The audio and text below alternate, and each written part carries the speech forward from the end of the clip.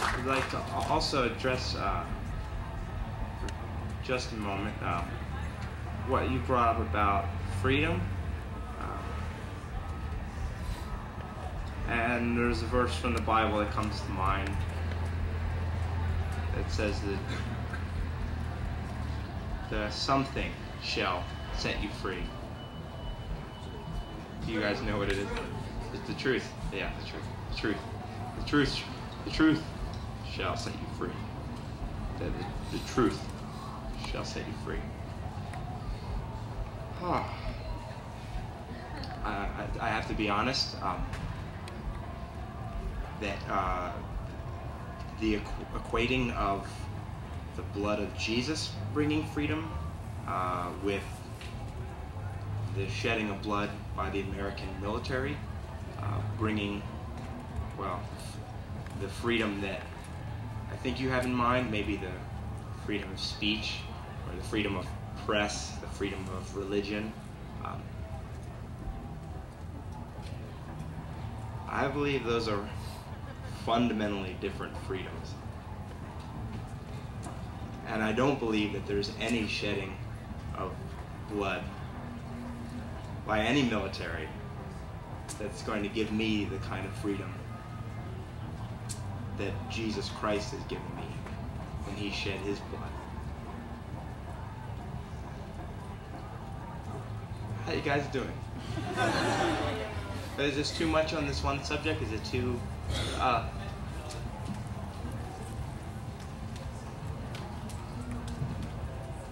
I listened to Shane, actually for the first time this afternoon, but I think especially in dealing with this issue of violence, we need to really, and things like abortion too, and I've been handed a lot of this tract, we need to remember that a lot of the violence and the suffering in this world is a direct consequence of affluence and economic exploitation and the way people will defend their right to be rich and to lord it over others, and how Jesus totally subverts that and didn't assert, what could be equated to constitutional rights.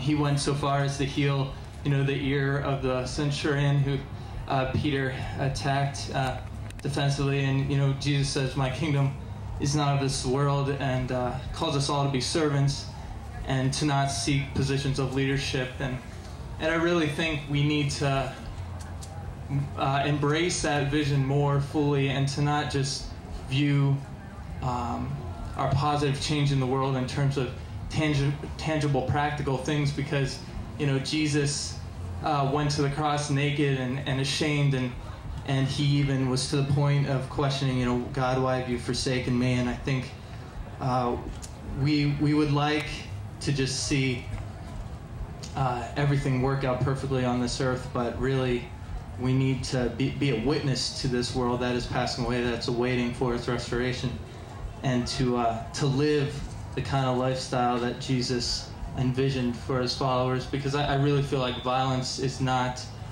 part of that. It's not a part of God's ultimate program for humanity, and Jesus is welcoming us into this kingdom here and now, and we need to be a light, to the world. We need to be different, and not to resort to its ways. God, I fully accept, can work through these fallible institutions and everything, but I really do think he's trying to form a community here now that's different from that. That's that doesn't have to resort to retaliation and violence, because I think we lose a part of ourselves. We lose the image of God in us when we call down fire from heaven, like Jesus rebuked his disciples for wanting to do that. I really feel like Jesus was even farther ahead than some of the interpretations of the early church, let's say. Like, Jesus was more radical than they could really preserve.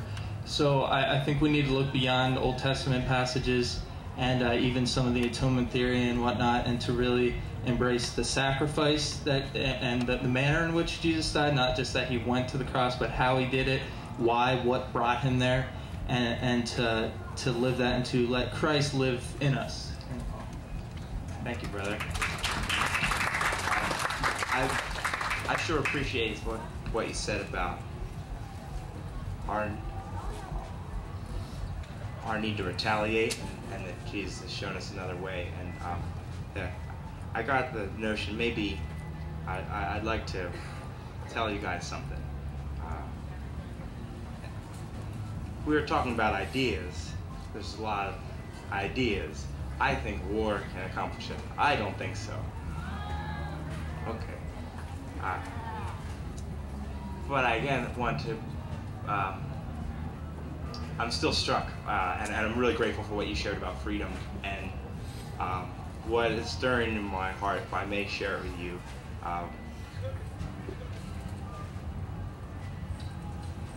I suppose I want to tell you that I feel that God has set me free from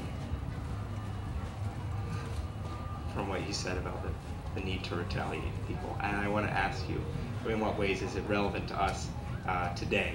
Not the idea of what are we going to vote on for the next election, or do we believe in the war that's going on thousands of miles away, but in what ways do we have war inside ourselves at this moment? And what I want to tell you guys that I feel in some respects freedom from is the desire to retaliate against my brothers and sisters that travel with me, my desire to retaliate against my dad when he hurts me, my desire to retaliate against strangers when they say something that upsets me. I would like to ask you guys, do you understand what I mean?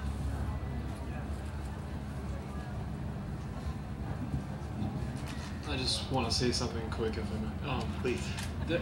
I'm just thinking of a part. I don't know if anyone's read Mere Christianity, but there's a whole chapter in there where C.S. Lewis talks about, he like basically advocates like a Christian warrior and of like war of any kind, that he thinks is sometimes a noble thing to do as an act of love, just in war, not in a violent kind of way. Like I think kind of like, I mean, violence is always like not a good means and stuff like that. You know, I really appreciate whatever he's saying here and stuff, but I'm also like drawn to just kind of thinking of that, of like how it can be an act of love if someone else is being attacked in some way, if it's like your responsibility as a Christian to do something about that, just as protection possibly.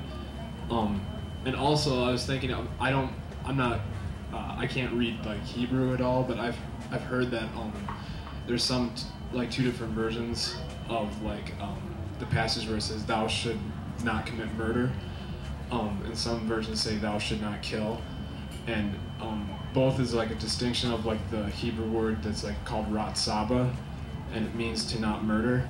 And so in that sense, murder is like always wrong, but I'm not sure exactly if killing would always be wrong if it's an act of war. So like that's kind of what I'm thinking about. So yeah, thank you.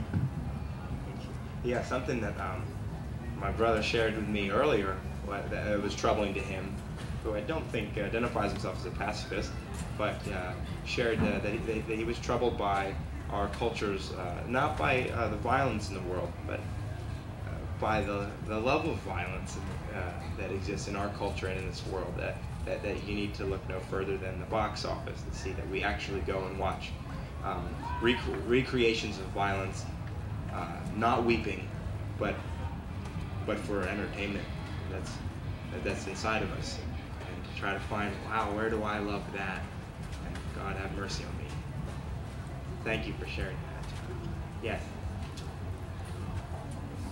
I guess in kind of sort of a response to that, and also kind of in correlation with what our friend said, I just don't think that, like, whenever it comes back to the question of people killing people, whether you want to call it murder or taking someone's life, it ultimately, for me, I know that who lives and who dies is not in our hands, and it's not our call, or it's not my call anyway. And I don't think that